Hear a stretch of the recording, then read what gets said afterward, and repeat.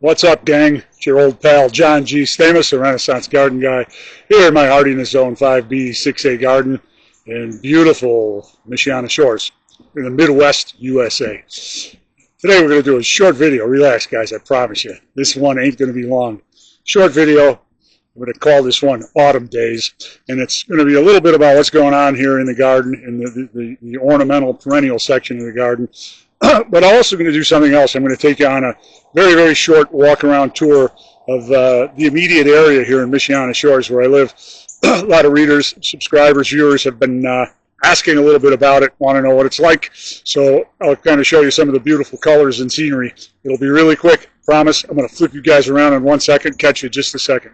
Sit tight. All right, guys, this is the current state of affairs in the ornamental perennial section, the back garden of my garden. Things are starting to go to sleep. You can tell hostas are turning yellow. Believe it or not, these hydrangeas are actually blooming crazier than hell. I can't figure it out. Roses are starting. I'm letting a hip set on these roses. Things are starting to go to sleep. Up on the deck, I'm going to do some serious preparation on some of these perennial bushes and trees that are going to stay out all winter. They're going to sit out on the deck, so we're going to have to do a little bit of winter prep. Make sure, because they're above grade, above ground level, we got to make sure that they don't freeze. You can see lilies are all starting to go to sleep. It's kind of the garden's twilight hour here. The other thing I want to direct your attention to is the leaf carpet that's starting to accumulate, starting to amass here. And I've written about this before. Now, I get rid of my leaves. In autumn leaves, rake them or forget them. I talk a little bit about the problem that I have specifically, and that's oak leaves. Oak leaves, chestnut leaves, beech, those leaves are loaded with chemicals known as tannins and lignans, which are basically waterproof preservatives. They make those leaves so they do not break down in compost. They just lay like a tarp over the garden. A lot of problems for me. Got burrowing rodents that'll make their way under that carpet, and the garden doesn't get the moisture that it needs. And if you can tell, I mean, I am just under a massive canopy of trees here. So the garden literally gets a foot, 2 feet, a foot or 2 foot thick carpet of leaves all over everything. So I've got to get rid of them now.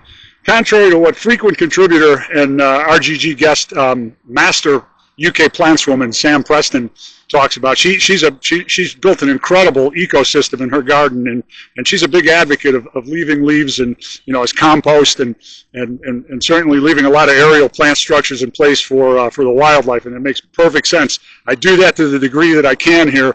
The problem is those tannins and lignans in the oak leaves, because they'll just wreck everything, smother everything. So I've got to rake those up.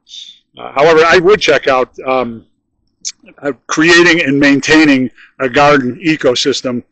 An interview with master UK plantswoman Sam Preston. Fabulous interview.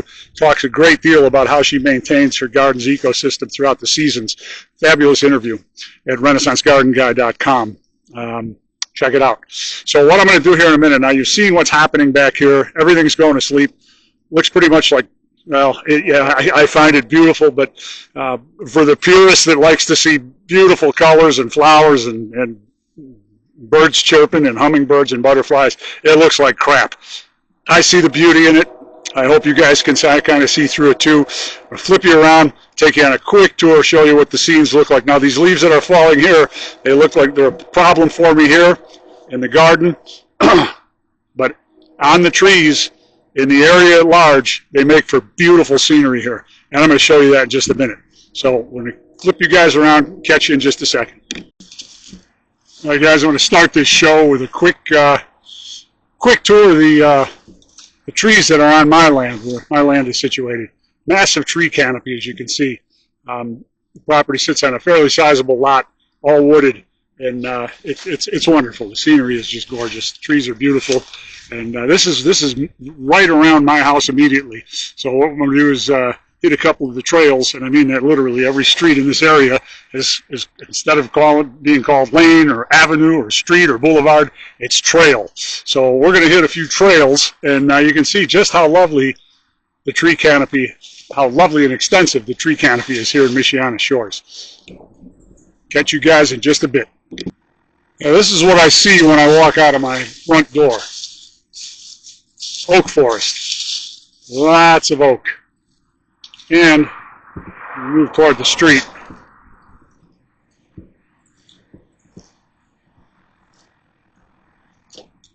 The view along the road is awfully pretty too.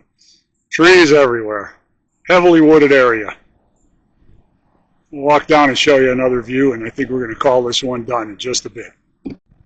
Here's a quick view right across Old Grand Beach Road and Route 12. This is the tree line that runs all along the road into Michigan. Very pretty. And I'm on the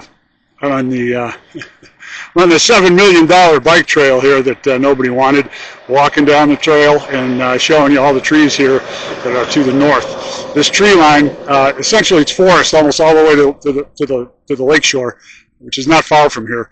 And the houses are interspersed along with the trails and lanes that lead to them. They kind of wind through this forest. The forest is definitely the backdrop. I'm going to show you another lane, another trail rather, and then we're gonna put a fork in this one. Now I'm on the trail immediately to the east of my trail, the trail that I live on. And again, you can see this fabulous canopy, just overarches these little trails. Really, these are not wide enough for two cars, so cars have to make way when they're coming from opposite directions. But already you can see that the leaves are starting to change color, and there's a variety of trees here, predominantly oak though. Oh, you can see some conifers here. Yeah, it's a lovely area. I'm happy to live here. And I'm going to continue to head back and do a sign off in just a bit. So now you got kind of a basic idea of what lovely Michiana Shores looks like. See you in a bit. So that's the long and short of this one, guys. I'm going to sign off here in a second.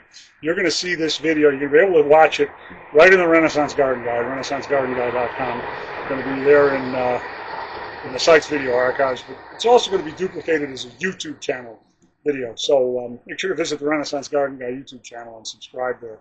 You'll be able to watch this video in YouTube channel format there.